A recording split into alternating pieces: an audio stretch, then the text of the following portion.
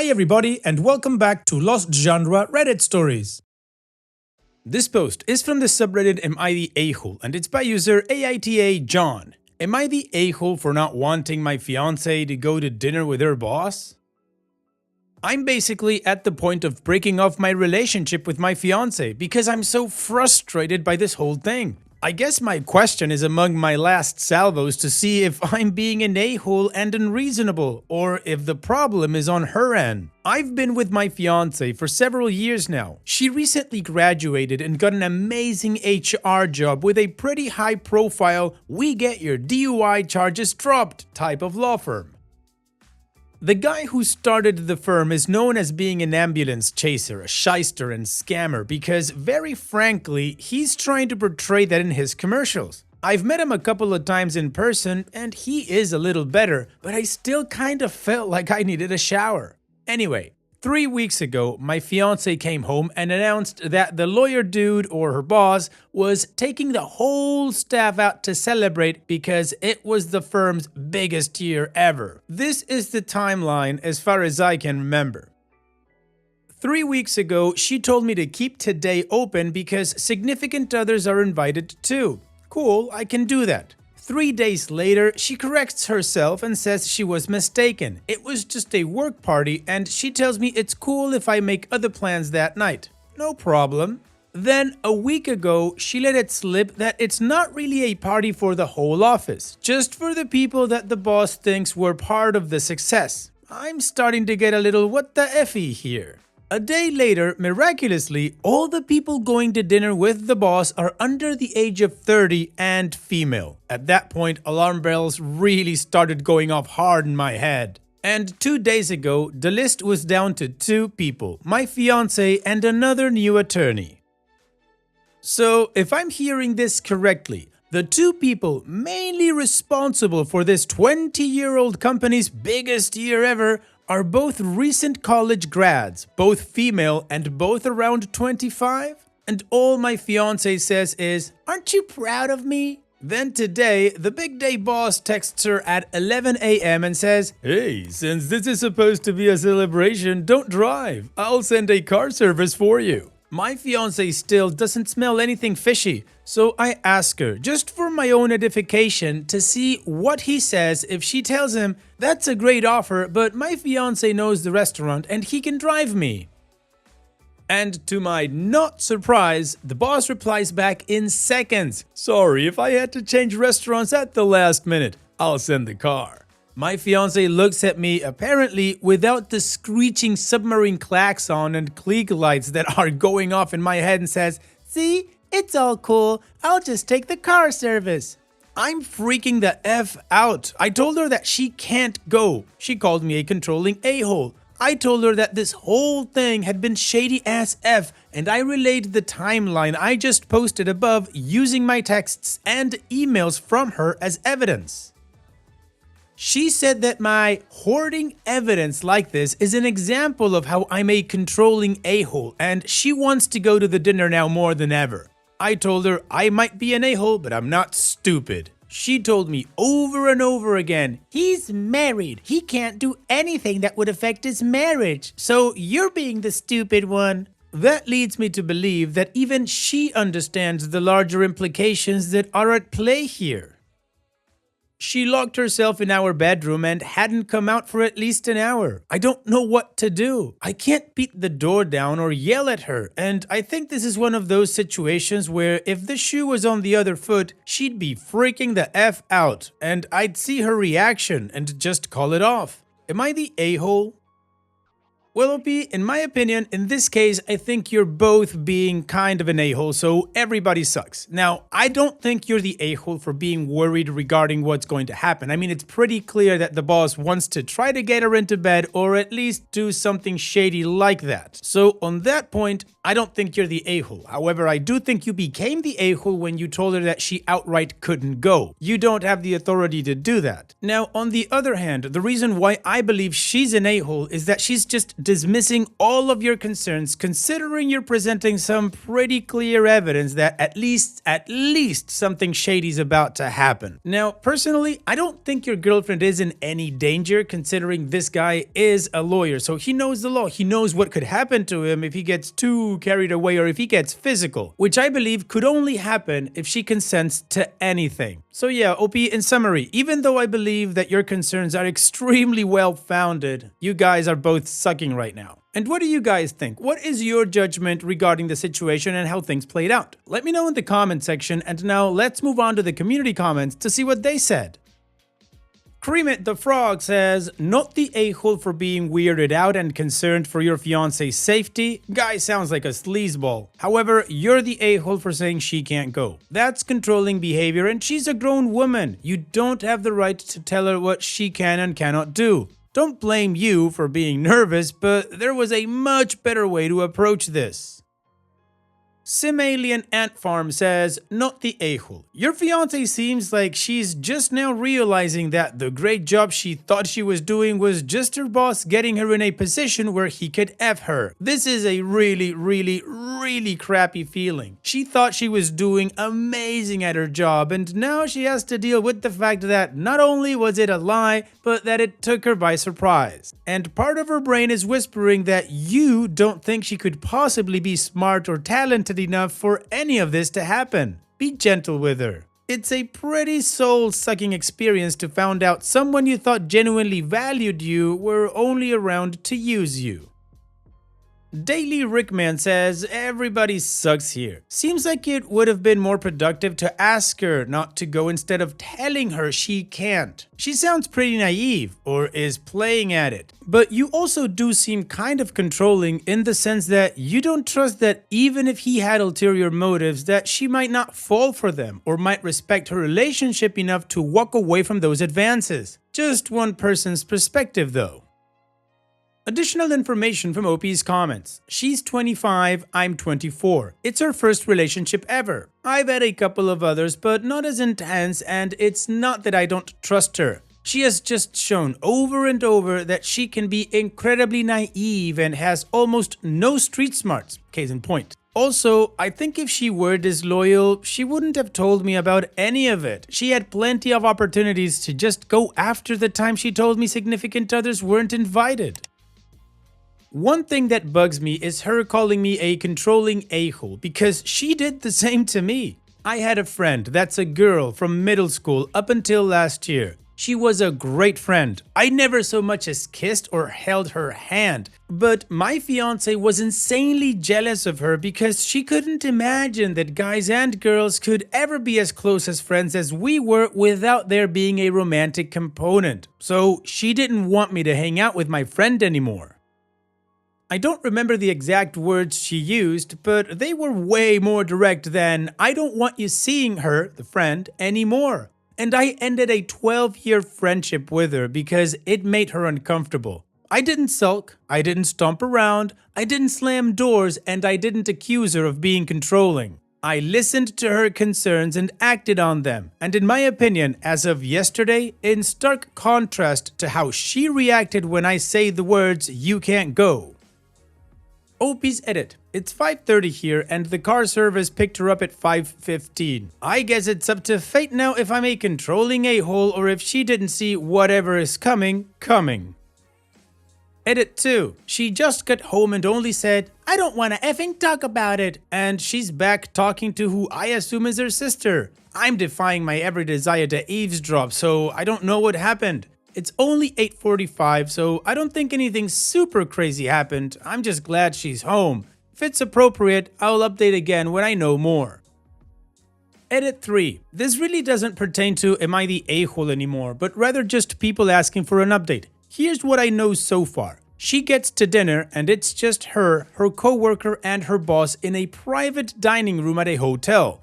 The boss says straight up he is sleeping with the other girl and wants my fiance to join them. Apparently, he has an understanding with his wife and says he can do amazing things for my fiance. My fiance is pissed, she didn't see this coming, but she's still pissed at me for being controlling. She's not happy at all and talking about breaking up. It sucks all around, but I'm relieved she's safe. just giving her some space for a while.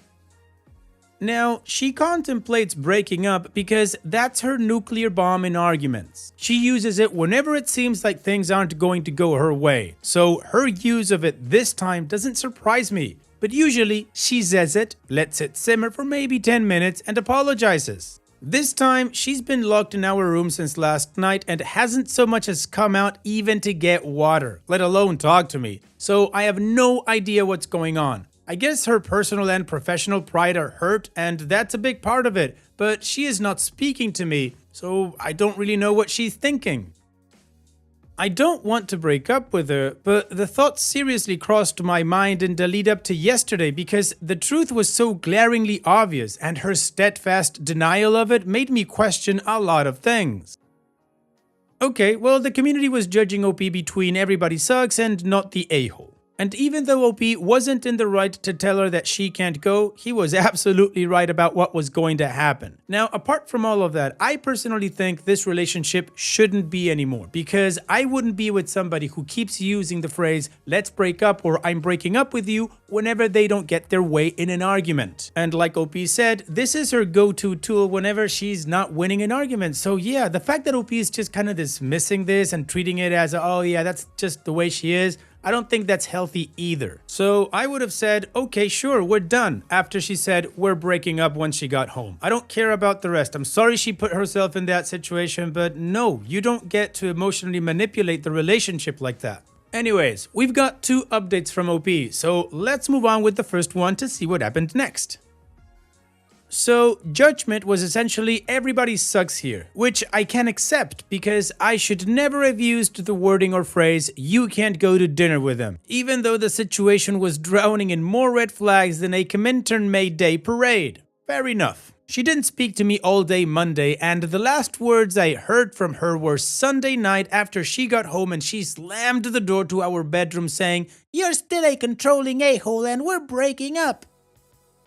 As I mentioned in a comment, her nuclear bomb is always saying, we're breaking up, whenever she doesn't have the upper hand in an argument, so I didn't make much of it, and in reality, I was just relieved that she was home and apparently nothing bad happened at the dinner. So, like I said, Monday, she didn't say a word to me. I was only able to get into our bedroom to get some clothes, and I couched it again Monday night. Whatever. She was pissed, she was embarrassed that she didn't see it coming, and she was angry at me. I figured I'd give her some space, so I did. Tuesday morning, I noticed she was getting ready for work. I couldn't keep my mouth shut anymore, and I incredulously asked her if she was really going back to that effing job. And she said, "Why wouldn't I?" I told her because the effing owner of the company had done a month-long manipulation to get her into a threesome with his other little side piece. She said that I was an effing idiot. I was effing flabbergasted, and she was stomping around the house, putting her shoes on, putting on her makeup and whatnot. I told her that if she showed up to that office today and didn't quit or follow up with the state bar, he was going to know that she was okay with what happened, at least on the surface. Even if she doesn't have sex with him, he knows that she has a really high tolerance for his BS, and he's going to keep working at her. I also told her that she has an MBA with a focus in HR, and it shouldn't take an effing redneck auto mechanic to tell her this crap. I own a foreign specialty auto repair facility with my uncle.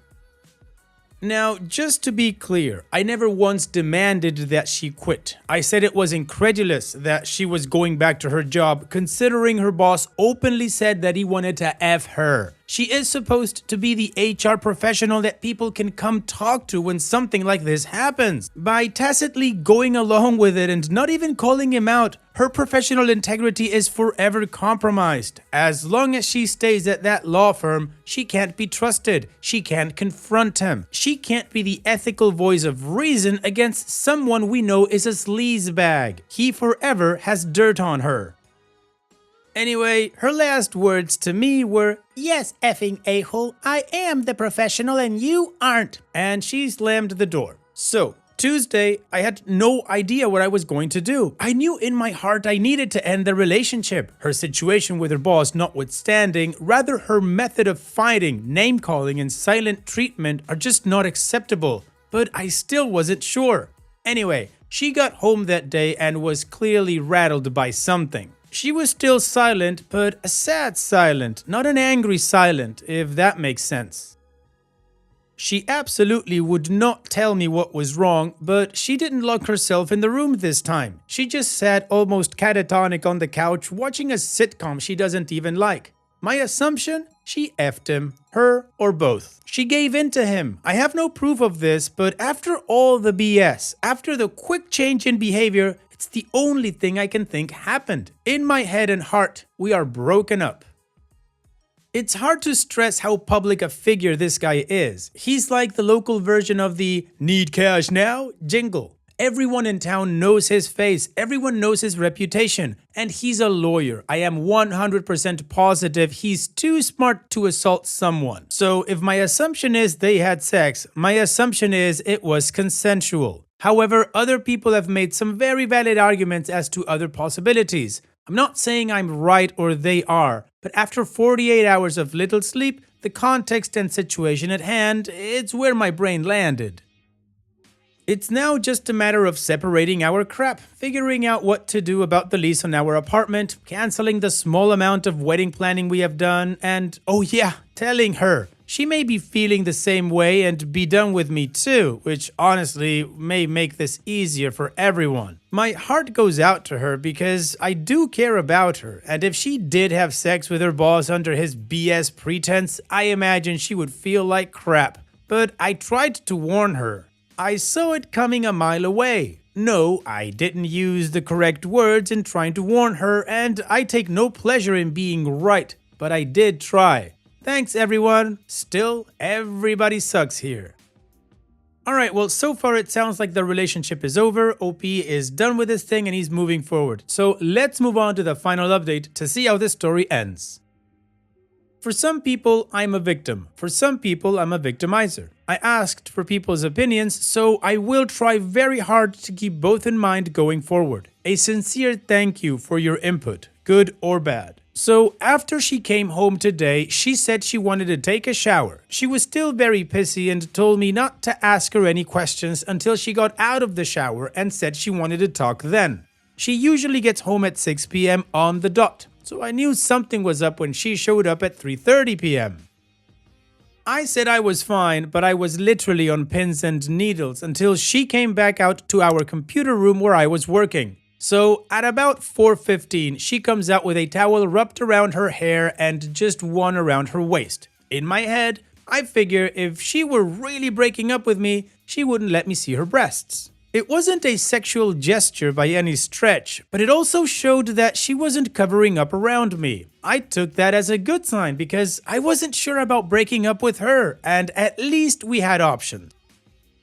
So, first of all, as nutty as I made her deservedly sound, she has never had compunctions about apologizing when she's wrong. So, she said that she wanted to say that she was very sorry for all the things that she had said to me starting on Sunday. She was sorry for throwing her shoe at me. What? She was sorry for the silent treatment and she was sorry for doubting my judgment. I told her that I appreciated it. Then she told me that she quit yesterday. I told her that I very much agreed with that. She said that yesterday she went into the office and the boss was waiting for her in her office. Now, this is important to mention. Since the law firm is an old converted historic house close to downtown, most of the staff work in what used to be the main house. My fiance's office was literally the outdoor shed or garage. It's a very nice and comfortable conversion, but it's still separated from the main house. So his sitting in her office meant he had to go into the backyard, find a key he didn't usually have, unlock her space, and wait for her. He told her that he wanted to make sure there were no misunderstandings from the night prior and to make sure that all the doors weren't shut or some such nonsense. She told me that she told him that she was deeply upset by his proposal and didn't know what she was going to do. I guess he told her that her value in the company could either go up or down depending on how she decided to proceed. She said that she walked out on the spot and didn't go back to work. She spent the rest of the day with her sister trying to figure out what she was going to do. That was yesterday, and I guess she still doesn't know. I guess she spent all day today looking for other jobs and sitting in the employment office of her MBA office and talking to her advisor. I asked her why she just didn't tell me any of this yesterday and why she screamed at me. She said she was sorry again, but she was a little shell-shocked that she faced serious sexual harassment in her first job out of the gate and honestly didn't even know what she wanted to say to me. I told her that the silent treatment really hurt and that it allowed my imagination to run wild. I didn't tell her what I said here in my posts. She again said she was sorry and that the way she acted throughout the entire event wasn't fair. I told her that I really did love her, but I hadn't slept in 2 nights. I was exhausted and hurt and didn't know what to do. So I was going to stay at my uncle's house for at least a few nights to sleep if nothing else. She said that was fine and she'd wait as long as I wanted her to. I told her that I think we need some sort of counseling so we learn how to talk better with each other. She agreed. So after that, I packed up a bag and I'm now at my uncle's house. She did give me a hug and a kiss on the cheek on my way out the door, which was pretty nice. But right now, I need some sleep. Still, here's what I do know. I want to stay with her. I need to never use words like, "you can't go" ever again. I really do love her. We are fine with money without her working. I am co-owner of an auto repair business with my uncle and we have had a great few years. And for what I don't know and didn't ask yet at least, what is she going to do about her boss? How does this affect her future employment? I just hope she will realize we are fine without her working and she takes her time and finds a good job with a good boss. I'm sure there are a million other things I'm forgetting or questions I'm not answering. I think the moderators are sick of this thread, so it's locked. Well, OP, I'm sorry, but I think you're an idiot. You went back on breaking up with her, which was the healthy thing to do in my opinion. Sure, what happened to her sucks, absolutely sucks, and I'm not saying it's right or anything like that. But I'm talking about the bigger picture here when you said that her go-to answer or her go-to tool whenever she's frustrated in an argument is to break up. That's the moment I would have checked out of the relationship and moved on with my life. I guess you thought differently. So OP, hopefully whatever counseling you guys are going to take makes her realize that she shouldn't be doing that and that you guys do actually have a happy relationship. I'm not betting on it, but still, here's wishing you the best in the future, OP. Thank you for sharing and take care. And after that, I don't know about you guys, but I definitely need a mood booster post. So stick with me and we'll do a quick one right now. This post is from the subreddit Malicious Compliance and it's by user Smuck1. Manager told me to call the person of the computer I was working on, so I did. I was sitting in my office one slow day and the CEO walked in. Always a pucker moment even though I'm on very good terms with him. And he handed me an obviously non-business laptop and asked if I could get it back up and running as it had very important things on it that was needed shortly, and as I wasn't doing anything and he still signed my paycheck, I said, "You got it, sir." Later, a middle mangler came in and asked me to do something, and I said, "You're number 2 in line," and pointed to the obviously not corporate laptop I was fixing. Mangler didn't like that much and demanded I call whoever and tell them that it wasn't acceptable for me to be working on personal equipment. So I pulled out my cell and called. Mangler could only hear my half of the conversation, but what he heard was something like, "Hey Tom, I got Bob here telling me it isn't acceptable for me to be working on your personal stuff and he wanted me to call you and tell you." "Oh sure, he's right here, hang on." And I handed the phone to the Mangler. Mangler started off saying, "It's not acceptable," and then his eyes got real big, and the rest of the conversation was, "Yes sir," and "No sir," and hung up and thundered, "Why didn't you tell me it was the CEO's laptop?" And I said, "You didn't give me a chance," and demanded I call them right now. Oh, thank you so much, OP. That was such an awesome malicious compliance. Take care, OP.